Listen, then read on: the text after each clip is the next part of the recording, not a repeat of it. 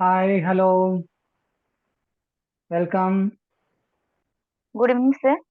Very good evening. So, Samrat, fine. So, Yes, can you please introduce yourself, ma? What is your yes, sir. background? Yeah. Yes, sir. Sir, I am Reena Rani Swain. I come from Dhauli, Bhubaneswar. I have completed my schooling from Anchalika High School, Ittipur. Then after I have completed my intermediate from Maharshi College of Natural Law. Then I have done my bachelor's degree from Ramadevi Women's Autonomous College in Biotechnology. Thereafter, I hold a master degree in the same subject from Mid School of Biotechnology, Patia. With regards to few hobbies, I take interest in cooking and writing short Odia poems. Okay, great. Fine. Uh, what is your strength, basically, ma? How do you look at your strength? What is your strength? You are good in Yes, what, basically? Yeah. yes, sir. Yeah. Yes, sir. So I am self-motivated, hardworking, dedicated, and true detail-oriented person. Oh, great. Fine. What is your weakness? Suppose you want to say, this is my weakness. How do you look at your weakness?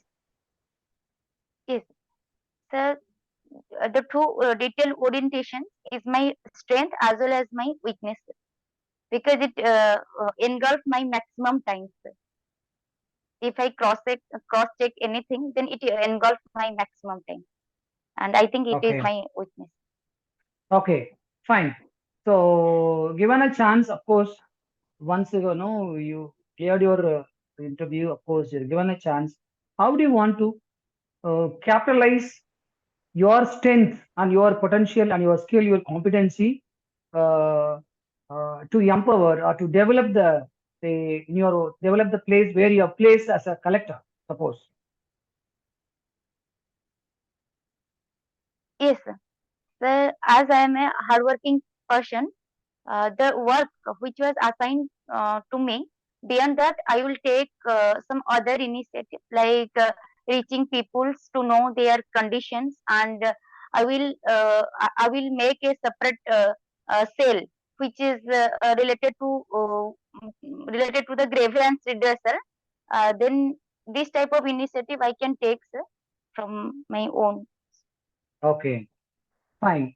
So currently there is a debate and there is a media news going on uh, on on the personal marriage laws, uh, where the present government is interested to introduce UCC. What is your understanding on UCC? Can you please tell me the importance of UCC in the modern context? How the political, say, parties interested to introduce it in a by and large as umbrella law, umbrella policy? What is your understanding on it? Yes. So UCC is the Uniform Civil Code. It is mentioned in the Directive Principle of State Policy in Article 44, and it is mainly introduced to ensure the one nation, one law, one personal or civil laws. Uh, as far as my knowledge is concerned, sir, UCC is a great step towards the national integration, towards the gender equality, and towards the women empowerment, and also it empower every individuals irrespective of their religion, irrespective of their caste, irrespective of their gender. But the Okay. Yeah. direct is, Yes, please continue. Continue, please. I cannot Yeah, please continue, ma. yes, Hello. uh, Yeah, please continue. yes, sir. Yes, sir. But the direct implementation of UCC can bring religious conflict, can bring mass agitation. So there should be a gradual implementation of UCC, as there is a signing example, which is Goa, already implemented UCC in their state. Okay. There are views where some of the say practitioners they say rather introducing UCC, let the government can empower or improve the existing personal marriage laws, not a kind of umbrella UCC, Uniform Civil Code. So how do you look this? No, the trend where some agency, some no sector of society saying that if at all you want to bring a parity in terms of personal law or personal marriage laws, where wherever there is a need to empower them, only the particular personal laws can be improvised, not like the overall civil code which has been introduced across the country. How do you look this the debate? Yes, sir. Uh, sir, the Uniform Civil Code will integrate all the personal law in a single frame. But if we codified every personal law, then it will bring a hope for making gender parity or for making women empowerment. But sir, it will it will it will rather implementing codified personal law. We should go for a unified one law as the India is approaching towards the one nation and one concept, sir. Like one nation, one ration card, one nation, one uniform. Okay, fine. Moving ahead, of course, uh, we have witnessed uh, British were here for more than 250 years, and we struggled to get freedom from the British colonial power. And across, there was a collective endeavor, collective responsibility, where different part of the country they showed their strength. When it comes to Odisha, what is their unique contribution towards freedom of India? Yes, sir. So the unique contribution of my state Odisha is there is a mass participation of women on regional basis. Odisha Odisha contributes the largest women freedom fighters, sir. And there is many eminent freedom fighters like Rama Devi, Sarada Devi, Malta Devi. Apart from women freedom fighters, our Veera Surendra Sai the first war of independence that is called Sepoy Mutiny. And apart from that, the Odisha involved in the non-cooperation movement, Quit India movement, and also in civil disobedience movements. Okay, fine, great. Fine. Moving ahead, um, we have seen nowadays we are using a lot of gadgets from say BSNL to other private service providers, and whereas we have nowadays experiencing with the 5G say connectivity system where it makes us to connect at a second across the globe. For all these things where there is a system or there's the development called GPS, and the GPS system in India. Uh, what is the range of GPS system in India? Any idea on GPS system? Yes, sir. So GPS system is the global positioning system, and it was evolved from the USA military organizations. Then after it spread every nook and corner of the world, and the GPS is mainly used for the tracking location of any event, any things or any object. And now the GPS is used in traffic management, in wildlife conservation, in uh, in military management, and as well as in defense systems. Okay, fine. So good observation. Fine. So going ahead, of course, when it comes to the contemporary uh, uh, constitutional development, especially uh, the 103rd Amendment, 103 Amendment, 103rd Amendment.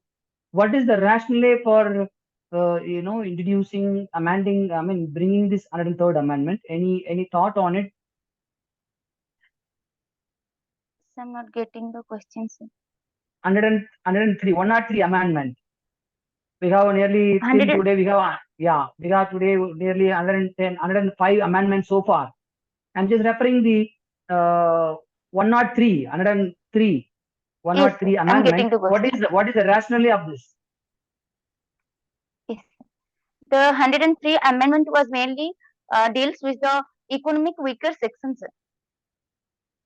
The group which are Yeah. the group which are economically and socially backward, sir.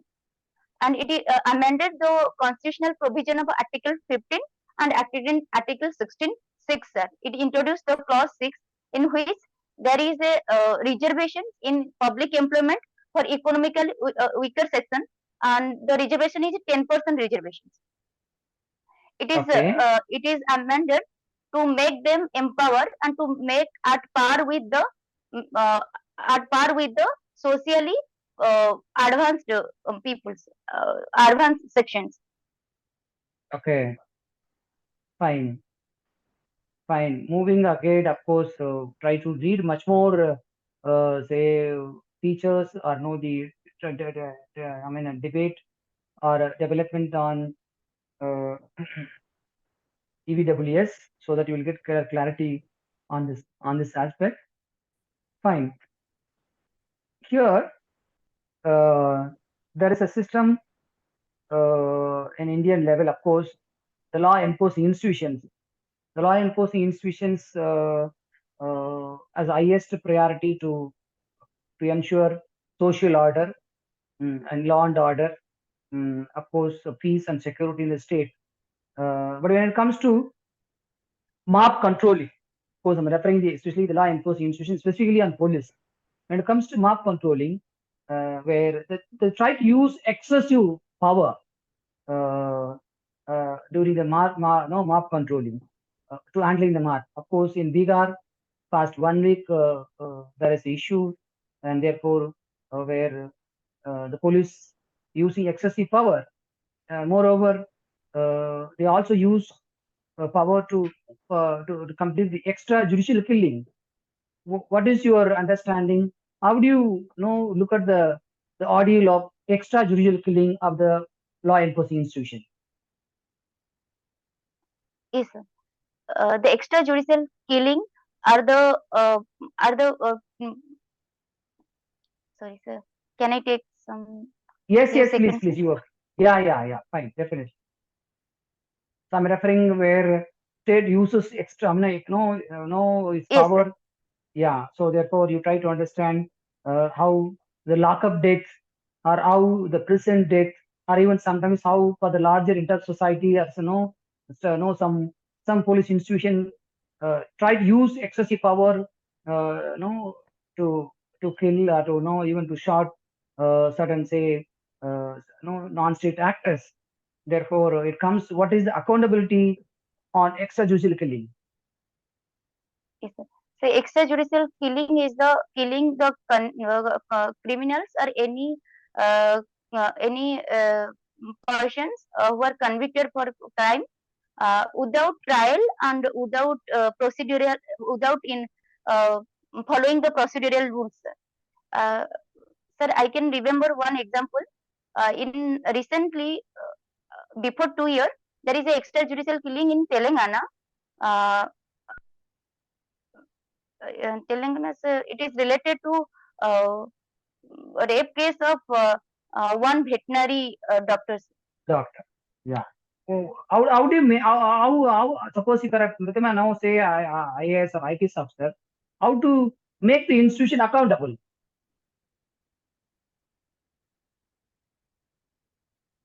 Sir, for extrajudicial killing. Yeah, yeah. So, as there is a mass agitation against the criminal that are involved in the rape cases, but we should follow the rules and guidelines and also the laws and regulation of our constitution, as well as those regulations which are mentioned in our criminal procedure law, and we should sir, I will try to follow this law, and if it required to take some actions, then I will take some actions Okay. within the ambit of laws. Okay. Okay. Fine. So moving ahead, of course, so in the global south, India plays a vital role in the geopolitics, or even in ensuring a good kind of international framework towards Western countries, even towards the neighboring countries. But having such background, of course, India has a good legacy when it comes to international policies, because it's a place for birth of non-alignment movement. It's a place of birth of course, the SARC. Even it's a place of birth for the most predominant Indian religion, which talks about peace and peace and the brotherhood across the globe. But recently, when the Ukraine Russian war has been taking place, uh, how or what is the understanding? What is the role of India when it comes to the Ukraine Russia war? What role might have played by India during this war? Yes, sir.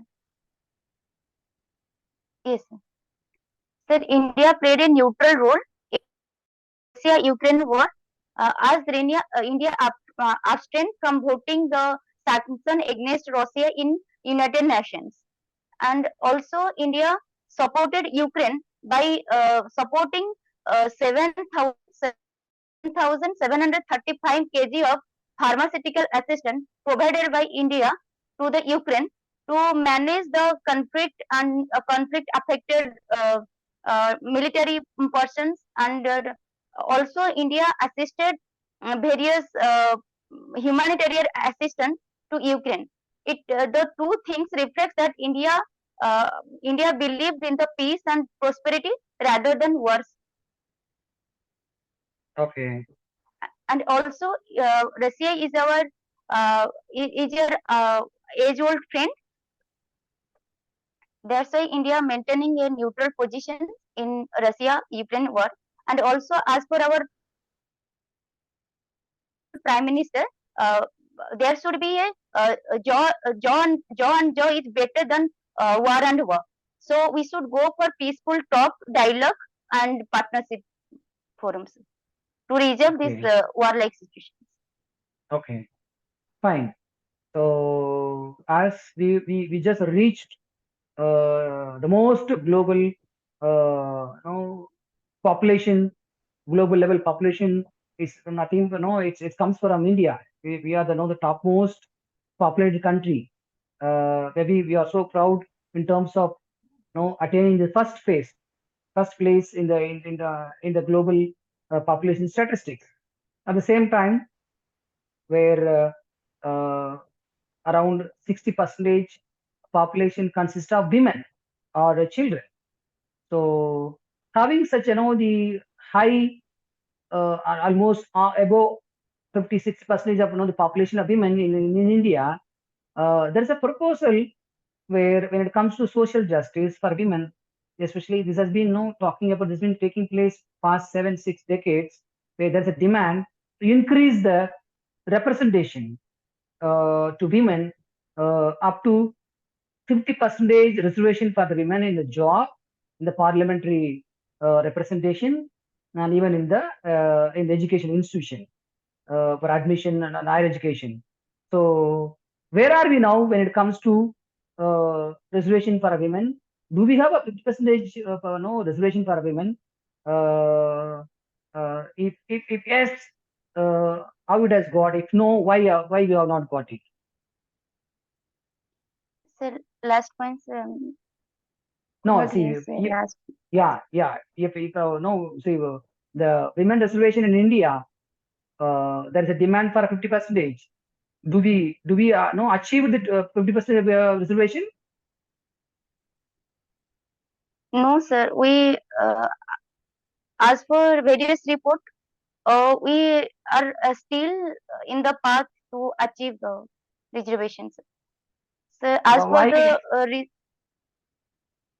Yeah, why it is not no reachable to the women, where they constitute almost 60% of the population in India, and they are the mainstay. Of course, they are the resource. They are the source for the country. And why reservation for women is really, it's the nightmare.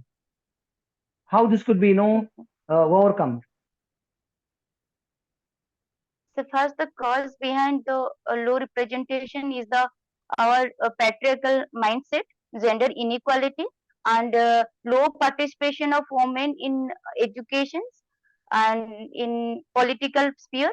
As of in 17 Lok Sabha, there is only 14% of women participation, sir, and in 24% of women participated in workforce as per periodic labor force reports.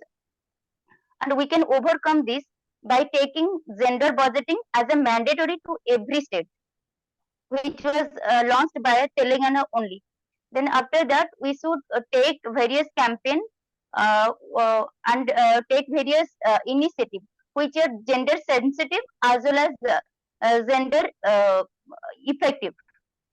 Apart from this, Okay, our Odisha's Mission Shakti is an enlightening example which shows that women empowerment can be achieved through livelihood and through self-employment. okay, fine. See, for example, Orissa is known for high intensity, high vulnerability when it comes to cyclone, when it comes to torrential rain, when it comes to other kind of of course natural disaster, especially rain and other things and all storm. Very often, where Orissa has been facing number of problems, and as it now, government has been taking serious effort to address the issue. Still, suppose if you become a no say IAS officer, maybe you may be out of the experience, you may have raised up to the chief secretary of Odisha. What could be your plan of action to address this say disaster when it comes to storm, cyclone, and the torrential rains, which have a complete disaster, the whole social fabric in Odisha. What is your course of action? Yes, sir. The first and foremost course of my action is the uh, zone mapping, sir. Which region is more prone towards the disasters? After the mapping of the zone, I will take regionally differentiated strategies, sir, because every region is not prone towards the tropical cyclone or flood or any type of disaster. Then, after taking the regional differentiated strategy, then I make a core group which is work for who could work for the uh, disaster management and disaster preparedness and disaster mitigations. All these three groups, I can divide this three group for three different time period: pre-disaster, during disaster, and post-disaster. And the very basic motto of our administration could be the zero casualty, which we achieved during our uh, funny evacuations. And also, Okay, uh, as there is a 5T initiative, I'll uh, I'll incorporate uh, 3D in 3D initiative like demo and uh, yeah, democracy, disaster resilience, and demography. This type of initiative I can take. okay, fine. So I hope you have also seen, especially the policymakers, the lawmakers, even the executives, or even the judiciary. As long as they are in the power, uh, they they actually they try to show their integrity, try to show their professionalism, and uh, when they retired from the service, especially when they retired from the service, where they have been offered some of the honorary posts. For example, MP as an MP to the Rajya Sabha, maybe they've been appointed as the special commissioner or chairperson for any tribunals or quasi judicial institutions like a women commission or say national emergency commission like that. So once they've been retired, they have been offered very attractive package by the politicians. How do you look these offerings? Whether this has been offered just because they have done some favor while they were in the power, or because this shows that they are really competent, they have a high level of integrity, high level of credibility. Therefore, they have been offered. What is your understanding on the phenomena of post offered even after retirement, especially those who are from judiciary, those who are from the police services, even those who are from the civil services? Once they being retired, they have been offered very prestigious post by the ruling parties. How do you look at this phenomenon? Yes. So the retired or the retired persons who joined any prestigious position.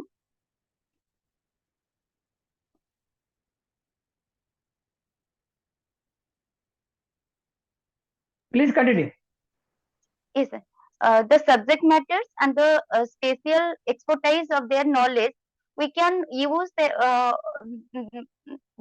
knowledge in political sphere as well as for development of nation and for development as well as the.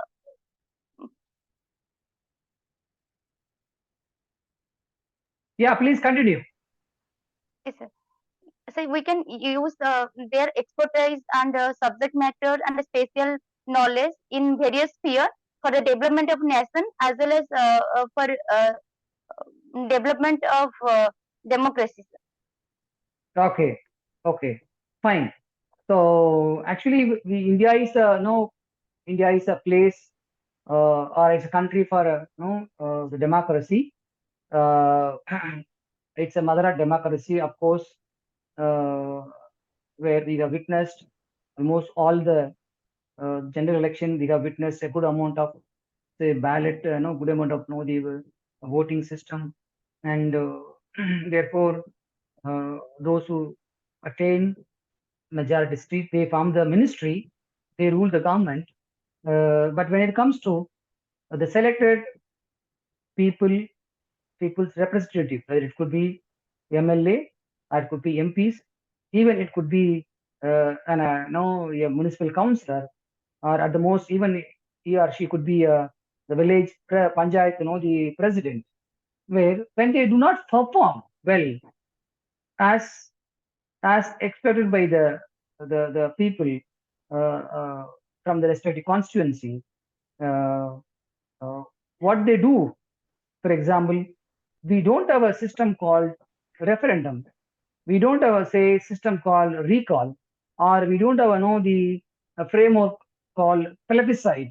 In that sense, when the elected people representatives not perform well, not performing well, what could be the the population? What could be the respective constituent population or respective people can do uh, uh, uh, in making the representatives to perform well? Yes, sir. So there is various parliamentary instruments like a question hour, no confidence motion, which make them accountable and answerable to their public. Apart from parliamentary instrument, there is legal instrument as well. Like mandamus, we can issue the writ of mandamus if the public official is not performing their duty, or they can accountable for their act of omission and commission. And in parliament, there is also a provision called collective responsibility as well as individual responsibility. So through this method, we can make them accountable to their citizens who represent them in their national levels. Okay, okay, fine. This would be my last, say, observation, Ma. Fine. See, of course, uh, you have been offered as outstanding, say, civil servant, and you have been given a very leading district to govern, even to take care of those complete districts as a collector. But when it comes to a situation like this, there are or there will be a where external influences which really makes you to not to perform well. In such a scenario, what is your say role? How do you ensure that you will be loyal to your profession, rather you will simply say no, do not take care, but rather you want to be very loyal to the state when it comes to external challenges in a particular district where you work for as a where you serve as a collector. Is it external challenge, sir? Yeah, that's what I'm referring. You may face a lot of problems, but you'll have one Yes, important say I mean issues like the external influence. The external influence I'm referring the state level, I'm referring from the political level, referring from the corporate, multi-corporate, the companies level, or the local dynamics, or the local politicians, where they'll they try to influence you, and therefore how do you exhibit, how do you ensure where you are going to be either no say loyal to your own profession, that you stand with your the civil service, the ethics, or you wanted to really to be loyal to the state, because state offered you service, therefore you want to be loyal to the state. What is your role in this such scenario? yes, sir. The first role in such scenario is I will like to follow my code of conduct of Civil Service Rule 1964. Uh, Apart from that, sir, I will follow my ethical concern uh, and try to make some distance from the external influence. And as the civil service is all about the giving large masses, I will prefer to before taking my self interest, I will prefer to take my interest of masses, that is the public. Okay, fine, Tanujo, all the best. You really attempted well. I wish you to become the good civil servant. And soon we'll know we'll catch up in some other occasion. Good. All the best, Tanuja. Good. Thank you, sir. Thank you, sir, for your Oh, valuable words and valuable wishes, sir. oh, And nice good. to meet you, Fine. sir. Fine. Good. All the Thank you, sir.